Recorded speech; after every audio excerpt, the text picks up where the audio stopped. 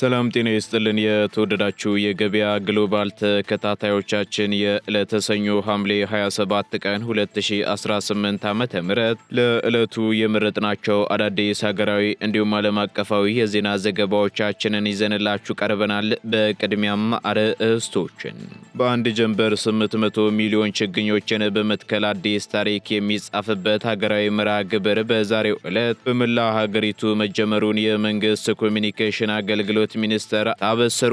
ኑ ተስፋን እንትከል በሚል መሪ ሐሳብ እየተካሄደ ያለው ይህ መርሃ ግብር የተጎዳችን መሬት ለማከምና ለቀጣዩ ትውልድ አረንጓዴ አሻራን ለማሳረፍ ያለመ መሆኑን ሚኒስተሩ መርሃ ግብሩን አስመልክተው በሰጡት መግለጫ ገልጸዋል። ሙሉ መረጃውን በዝርዝር እናጋራችኋለን። የአዲስ አበባ ከተማ አስተዳደር የሲቪል ምዝገባና የነዋሪነት አገልግሎት ኤጀንሲ የነዋሪነት መታወቂያ ካርድ ህትመትን ወደ ወረዳዎች በመውረድ ቋሚ መታወቂያዎችን በአንድ ቀን ውስጥ አሳትሞ ለመስጠት ማቀዱን ቢያሳውቅም ክፍያው ግን በ3 እጥፍ መጨመሩ ተነገረ። ይህ አዲስ አሰራር ደግሞ ሙሉ በሙሉ ወደ ስራ ሲገባ ነዋሪዎች ምዝገባቸውን ባጠናቀቁበት ዕለት ወይንም ደግሞ በ24 ሰዓታት ውስጥ መታወቂያቸውን ከየአካባቢያቸው ወረዳ መረከብ ይችላሉ ተብሏል። የምትሰሙት መረጃችን ነው። ከውጪ ግብጽ፣ ሱዳን፣ ጅቡቲ፣ ኤርትራና ሶማሊያ በሳውዲ አረቢያ የሚመራውን የቀይ ባህርና የኤደን ባህረ ሰላጤ አዲስ የደህንነት ጥምረት መቀላቀላቸው ተሰማ። ይህ የሳውዲ አረቢያ ጥረት ደግሞ አዲስ የባህር ላይ ደህንነት ማዕቀፍ ለመዘርጋት ለሚደረገው ሰፊ እንቅስቃሴ የአፍሪካ ሀገራትን ለማካተት ያለመ ነው ተብሏል። በዝርዝር የምናጋራችሁ መረጃችን ነው።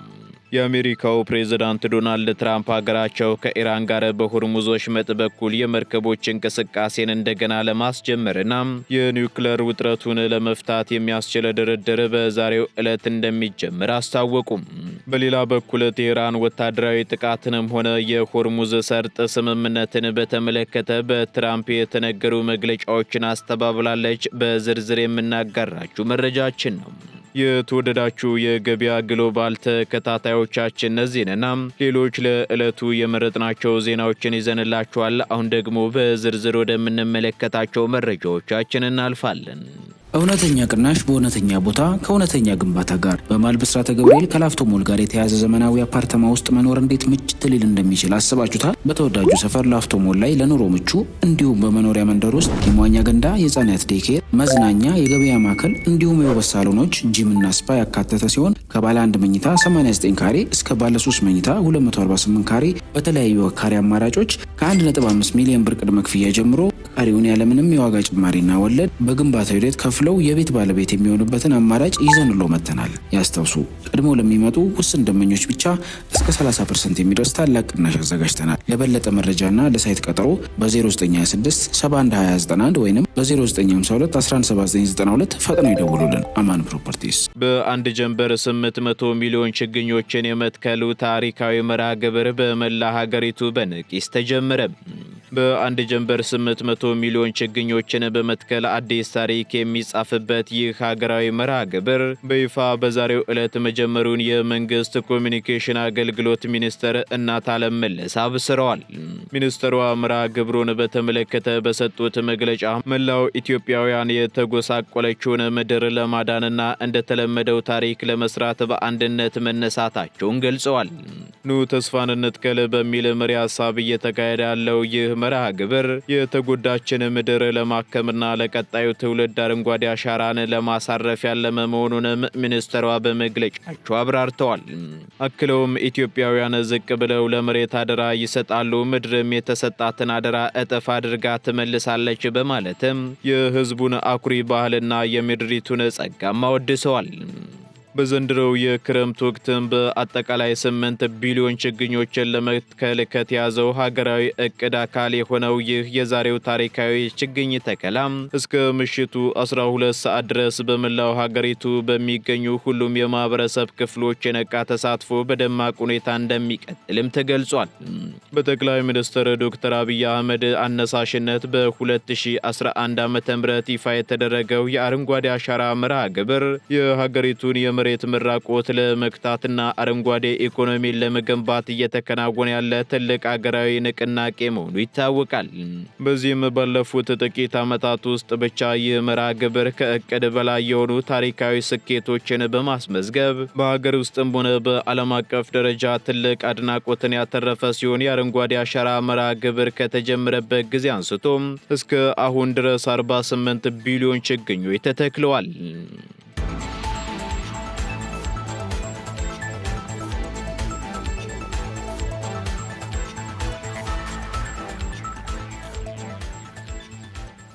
የአዲስ አበባ ከተማ የነዋሪነት መታወቂያን በአንድ ቀን ወይንም በ24 ሰዓታት ውስጥ ለመስጠት ማቀዷ ቢነገርም ክፍያው ግን በ3 እጥፍ ማደጉ ተነገረ። የአዲስ አበባ ከተማ አስተዳደር የሲቪል ምዝገባና የነዋሪነት አገልግሎት ኤጀንሲ የነዋሪነት መታወቂያ ካርድ ህትመትን ወደ ወረዳዎች በማውረድ ቋሚ መታወቂያዎችን በአንድ የስራ ቀን ውስጥ ብቻ አሳትሞ ለመስጠት ማቀዱን አስታውቋል። በዚህም ኤጀንሲው የህትመት ሂደቱን ወደ 22 ወረዳዎች ያወረደ ሲሆን ይህም ቀደም ሲል ነዋሪዎች መታወቂያ ለማግኘት ሲባል ከ3 እስከ 5 ወራት ይወስድባቸው የነበረውን ረጅም የጥበቃ ጊዜ በእጅጉ እንደሚያሳጥረው ተገልጿል። አዲሱ አሰራር ደግሞ ሙሉ በሙሉ ወደ ስራ ሲገባ ነዋሪዎች ምዝገባቸውን ባጠናቀቁበት ዕለት ወይንም ደግሞ በ24 ሰዓታት ውስጥ መታወቂያቸውን ከየአካባቢያቸው ወረዳ መረከብ ይችላሉ ተብሏል። ከዚሁ አገልግሎት መስፋፋት ጋር ተያይዞ በቴክኖሎጂ በኩል ማሻሻያ ተደርገዋል የተባለ ሲሆን አዲስ በተተከሉት የህትመት ማሽኖች አማካኝነት የወረዳዎች የዕለታዊ ህትመት እቅድ ቀደም ሲል ከነበረበት 250 ካርዶች ወደ 750 ካርዶች ማደጉም ተጠቅሷል።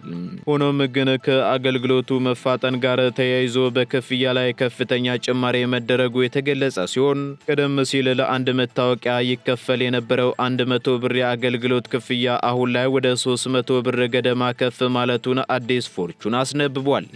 በሌላ በኩል ኤጀንሲው አሰራሩን ወደ ወረዳዎች ማውረዱና ማዘመኑ በክፍለ ከተሞች ይታይ የነበረውን እንግልትና ወረፋ ከመቀነሱም በላይ ነዋሪዎች በሚኖሩበት አካባቢ ፈጣንና ቀልጣፋ አገልግሎት እንዲያገኙ ያስችላል ተብሏል።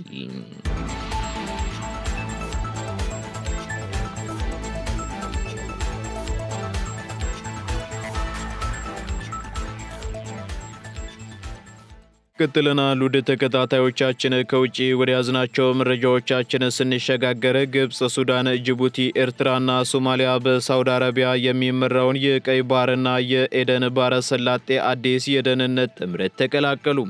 ሳውዲ አረቢያ በቀይ ባህርና በኤደን ባህረ ሰላጤ የሚገኙ ሀገራትን በማስተባበር አዲስ ተጨማሪ የባህር ኃይል የደህንነት ጥምረት አዋቀረች። ከነዚህ ሀገራት መካከል ደግሞ 5ቱ ሀገራት ግብጽ፣ ሱዳን፣ ጅቡቲ፣ ኤርትራና ሶማሊያ ሲሆኑ የታቀደው ህብረትም ሳውዲ አረቢያን፣ ዮርዳኖስን፣ የመንንና 5ቱን የአፍሪካ ሀገራት ያካተተ ነው ተብሏል። በዚህም የሳውዲ አረቢያ የመከላከያ ሚኒስቴር ባወጣው መግለጫ ጥምረቱ ዓላማው በቀይ ባህር ላይ በሚዋሰኑ ሀገራት መካከል ያለውን ቅንጅት ማጠናከርና ዓለም አቀፍ የባህር ላይ መስመሮችን፣ የንግድና የኃይል ማጓጓዣ መንገዶችን እንዲሁም የጋራ የባህር ላይ ጥቅሞችን መጠበቅ መሆኑን አስታውቋል። ጥምረቱ የተመሰረተው ደግሞ በቀጠናው ውጥረቶችና በንግድ መርከቦች ላይ የሚደርሱ መስተጓጎሎች እየጨመሩ በመጡበት ወቅት ነው።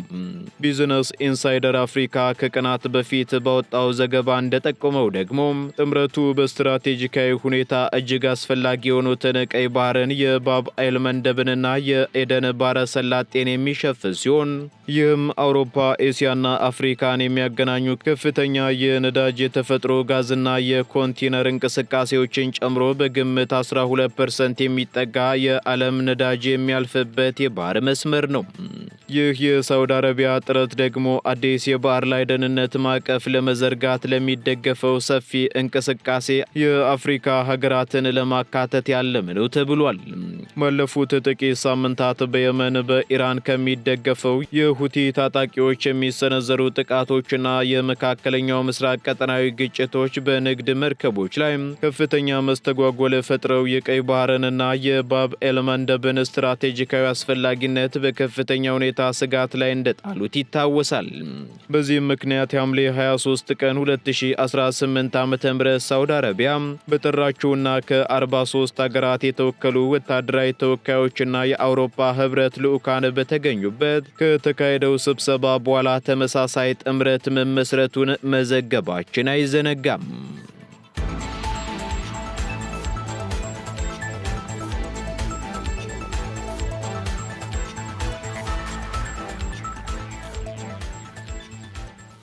ትራምፕ ከኢራን ጋር የሚደረገው ድርድር በሆርሙዝ ወሽመጥ በኩል የመርከቦች እንቅስቃሴን እንደገና ለማስጀመርና የኒውክሌር ውጥረቱን ለመፍታት በዛሬው ዕለት እንደሚጀምር አስታወቁም። የአሜሪካው ፕሬዝዳንት ዶናልድ ትራምፕ ሀገራቸው ከኢራን ጋር በሆርሙዝ ወሽመጥ በኩል የመርከቦች እንቅስቃሴን እንደገና ለማስጀመርና የኒውክሌር ውጥረቱን ለመፍታት የሚያስችል ድርድር በዛሬው ዕለት እንደሚጀምር አስታውቀዋል። ፕሬዝዳንቱ ቀደም ሲል በኢራን ላይ ሊፈጽሙት ያሰቡትን ከፍተኛ የወታደራዊ ጥቃት ማገዳቸውን የገለጹ ሲሆን ውሳኔው ላይ የደረሱት ደግሞ የምስራቅ መካከለኛ ሀገራትና የኢራን ባለስልጣናት ዲፕሎማሲያዊ መፍትሄ ለመፈለግ ያቀረቡትን ጥሪ በመቀበል እንደሆነም ተናግረዋል። እንደ ሳውዲ አረቢያ ያሉ የመካከለኛው ምስራቅ አገራት ውጥረቱ ወደ ሰፊ ቀጠናዊ ጦርነት ከማደጉ በፊት በንግግር እንዲፈታ ከፍተኛ ዲፕሎማሲያዊ ጫና ሲያደርጉ እንደነበርም ተጠቅሷል።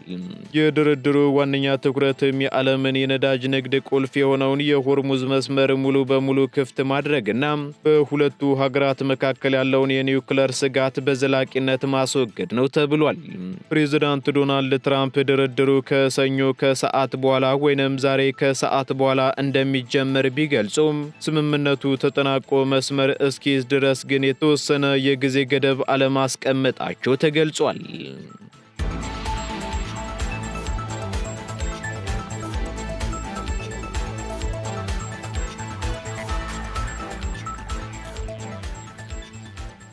ቀጥለናል። የተወደዳችሁ የገበያ ግሎባል ተከታታዮቻችን ወደ መጨረሻው ዝርዝር መረጃችን ስንሸጋገር ቴሄራን ወታደራዊ ጥቃትንም ሆነ የሆርሙዝ ሰርጥ ስምምነትን በተመለከተ በትራምፕ የተነገሩ መግለጫዎችን አስተባበለች። የኢራን የመንግስት ምንጮችና ወታደራዊ አካላት የአሜሪካው ፕሬዝዳንት ዶናልድ ትራምፕ ቴሄራን ጥቃት እንዳይፈጸምባት ጠይቃለችና የሆርሙዝ ሰርጥን መልሶ ለማስከፈት የሚያስችል ስምምነት ላይ ተደርሷል ሲሉ ያሰራጩትን መረጃ ሙሉ በሙሉ ማስተባበላቸውን ገለጹ። ፕሬዝዳንት ዶናልድ ትራምፕ በማህበራዊ ሚዲያ ገጻቸው ባስተላለፉት መልእክትም ኢራንና ሌሎች የመካከለኛው ምስራቅ አገራት ለዲፕሎማሲያዊ ድርድር ጊዜ እንዲሰጣቸውና የታቀዱት ወታደራዊ ጥቃቶች እንዲቆሙ መጠየቃቸውን ገልጸው እንደነበር አይዘነጋም። አክለውም የሆርሙዝ ሰርጥን ሙሉ በሙሉ ለማስከፈትና የኢራንን የኒውክሌር ስጋት ለማስቆም የሚያስችል የመጀመሪያ ደረጃ የስምምነት ማዕቀፍ በመዘጋጀቱ ምክንያት የታቀደውን እርምጃ ማገዳቸውን ተናግረው እንደነበር መዘገባችን ይታወሳል።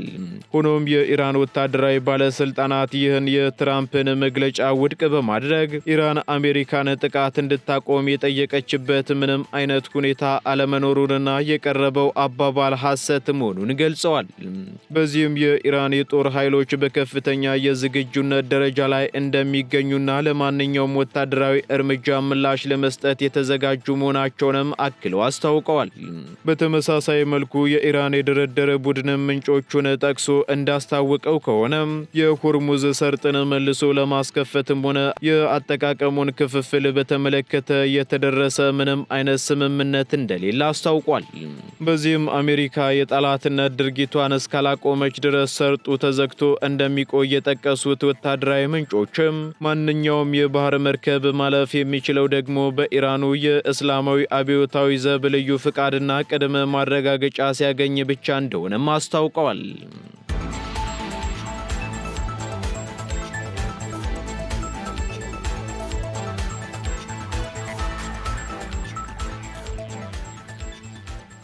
የተወደዳችሁ የገበያ ግሎባል ተከታታዮቻችን ለዕለቱ የመረጥናቸው ዜናዎቻችን እነዚህን ይመስሉ ነበር። ሀገራዊና ዓለም አቀፋዊ ዜናዎችን ለማግኘት ታዲያ የገበያ ሚዲያን እንድትወዳጁ እንጋብዛለን። ሰናይ ጊዜን ተመኘን።